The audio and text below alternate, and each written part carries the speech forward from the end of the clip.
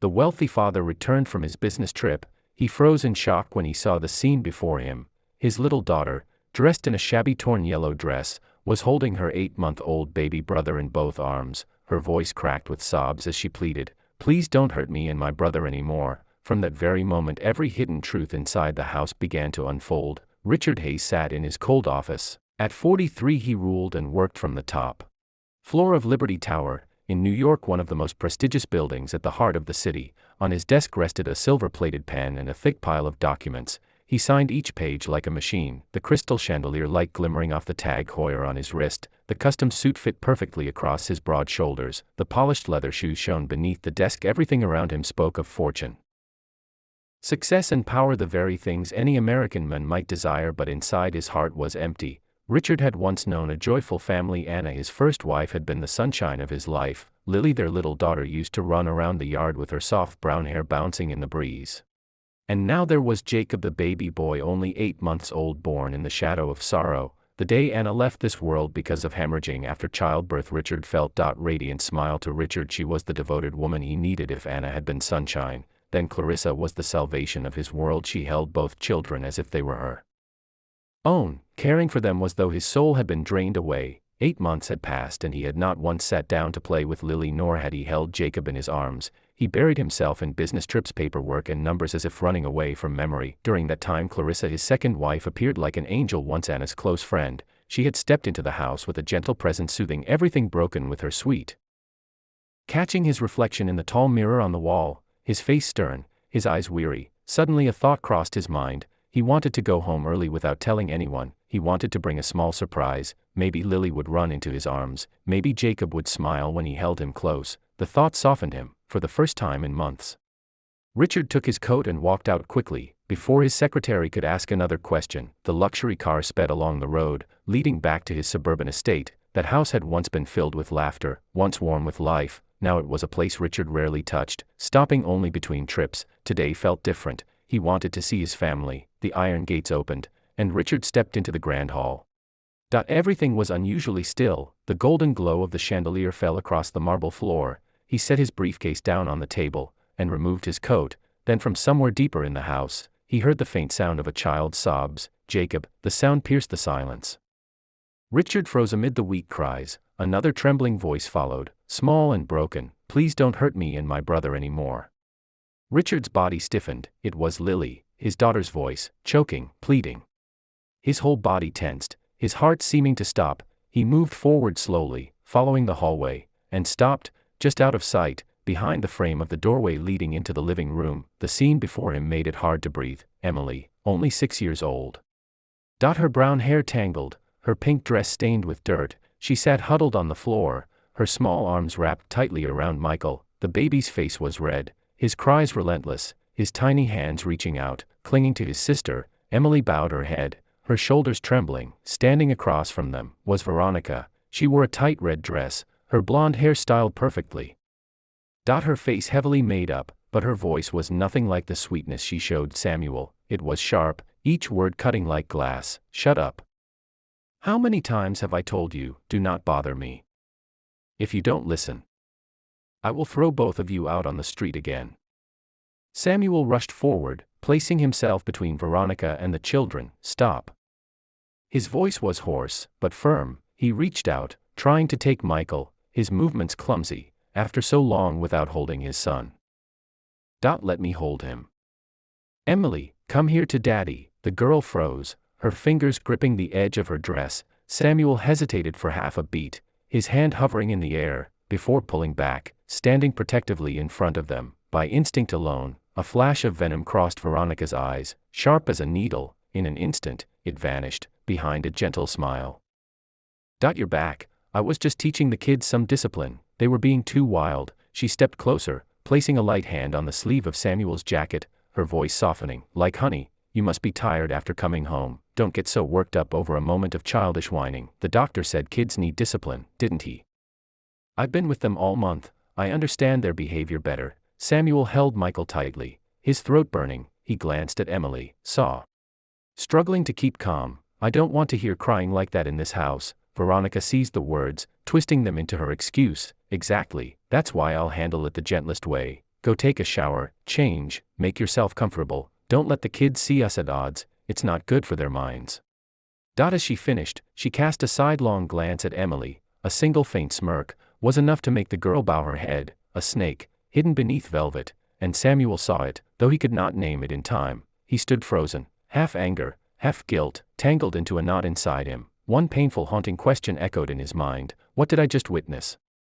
Samuel took a deep breath, adjusted the child in his arms so he would not slip, then stepped into the living room. As if everything were still normal, Veronica had already put on a gentle look, her voice warm, but clearly forced. You came home early, you surprised me, I'll tell the kitchen to prepare dinner, sit and rest. I'll take care of the rest. Samuel nodded. He glanced at Michael, who was still sobbing, his chest tightening, with the feeling that he had missed something deeply important during the past 8 months. Veronica snapped her fingers lightly, and the housekeeper appeared in the kitchen doorway. It was Mrs. Whitman, an older woman who had worked for the family since the days when Sarah was alive. She was discreet, well-mannered, and spoke little. She bowed gently to Samuel, then he sat at the head of the table, Veronica to his right, Emily across from him, and Michael in a small chair, his eyes still wet and unsettled. Eat, sweetheart, so you'll grow strong. Veronica spoke as she placed a piece of meat into Emily's bowl. Her voice was sweet as honey. Her smile returned inside to set the table. Dinner was quickly arranged. The yellow light reflected on the silver cutlery. The smell of chicken soup rose warmly, yet it could not drive away the cold inside Samuel. Veronica's smile faltered only for a heartbeat, but it was enough for Samuel to notice. Her perfectly rehearsed composure cracked like thin glass, and beneath it, a glimpse of something cold and venomous slithered through her eyes. She recovered quickly, laughing lightly, as if his words had been a harmless joke. Oh darling, she purred, her tone honeyed but tight. You've been away for months, surely the office cannot survive without you. Besides, I've managed everything perfectly here, the children are thriving. Her hand drifted casually toward Emily's shoulder again, just as it had at the table moments ago, but this time Samuel's eyes locked onto it. Sharp, unyielding, and Veronica froze halfway, her fingers curling back against her palm.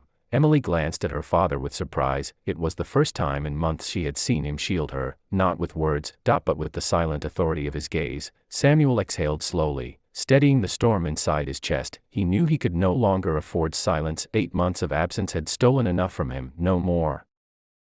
The meal ended without another word. Veronica excused herself with faint sweetness, claiming she had to make a quick call. Her heels clicked sharply on the marble floor as she left the room, each step sounding more like retreat than elegance. Samuel rose from his seat. Emily's small hand gripped the edge of her chair nervously. Michael squirmed in his high seat, and the atmosphere still hung thick with dread. He crouched beside Emily, his voice low, gentle, the voice of a father who had just remembered what it truly meant to be one. Emily, he whispered, look at me. The little girl hesitated, then slowly lifted her eyes. Tears shimmered at the edges, but she forced them back, afraid that crying might bring punishment. You don't have to be afraid anymore, Samuel said, each word steady, deliberate, not of her. Not when I'm here. Emily's lips trembled, her small body leaning forward, until her forehead rested against his chest. The dam she had built finally cracked, and silent sobs shook her frame. Samuel wrapped his arms around her, closing his eyes as guilt threatened to drown him. 8 months away. And in that time, his children had lived in a prison built of fear. Michael reached out his tiny hands too. And Samuel pulled him close with the other arm. Both children pressed against him, seeking warmth, safety, and he silently vowed they would never lack it again. That night, the house was quiet, too quiet. Veronica had retreated to the master bedroom, and Samuel suspected she was already planning her next performance, her next excuse, her next mask. But Samuel was no longer blind. Every detail replayed in his head. The bruises on Emily's wrist, the harshness hidden behind Veronica's smile, the way the children recoiled whenever she moved too close. He sat awake in the study, his children finally asleep in the guest room beside him. The desk lamp cast a dim circle of light, and the rest of the room lay in shadow. Samuel pulled open a drawer, his hand shaking slightly as he removed a faded photograph. It was Sarah, his late wife, her smile radiant, her eyes bright with the kind of love that had never demanded perfection from their children. Sarah, Samuel whispered into Sam's stillness. With portraits, but it no longer mattered. He would not lose his children. To Veronica's cruelty disguised as discipline. Tomorrow would be different. It had to be. The next morning, sunlight filtered weakly. Through the tall windows of the mansion. Emily stirred awake, blinking nervously until she saw her father. Sitting at the edge of her bed. Relief softened her small features.